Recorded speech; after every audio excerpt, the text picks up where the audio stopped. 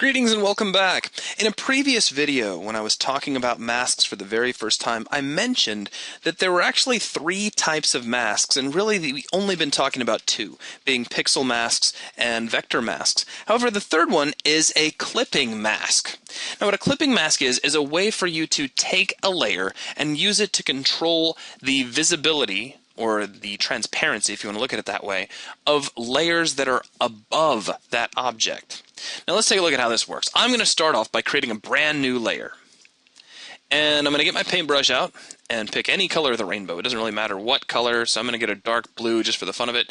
And I'm just going to paint a spot of blue right here in the middle of my canvas. Now it's important to note that this is on a layer, so everything outside that spot of blue is technically transparent. Now I'm going to go to File, Place, and I'm going to bring in, well, it doesn't really matter which one I bring in. Let's grab the tulips picture, just to kind of mix things up a little bit, and I'll press Enter. Now I'm going to turn this tulips image into a clipping mask. I can do that in several different ways. I can right-click on the layer itself and choose Create Clipping Mask.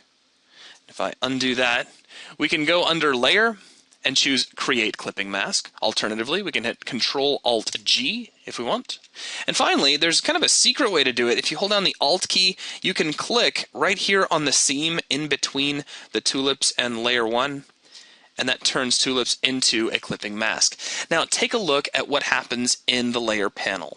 Our base layer, meaning the layer from which we are pulling our transparency, becomes underlined, and every layer that is utilizing the transparency of our base layer gets indented a little bit and gets this little arrow pointing back down to it. And you can see the end result in terms of what's happening here.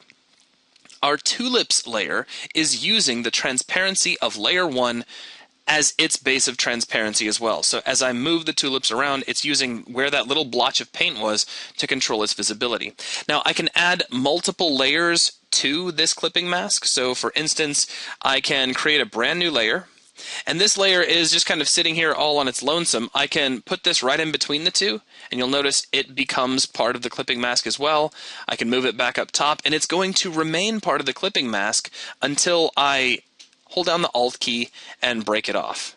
But I'll go ahead and leave it attached for now, and if I want to, I can grab the paintbrush tool, and let's just pick a new color, let's say red, and I can paint the top and the bottom red, and notice that my paint strokes, even though I'm painting to both sides of the canvas, are still being constrained by that clipping mask. If I was to Alt-click on the seam in between the two, we break that off, and you can see that we are painting these great big wide strokes. So again, a clipping mask is just a way for you to control the transparency of a layer using the transparency of a layer underneath that.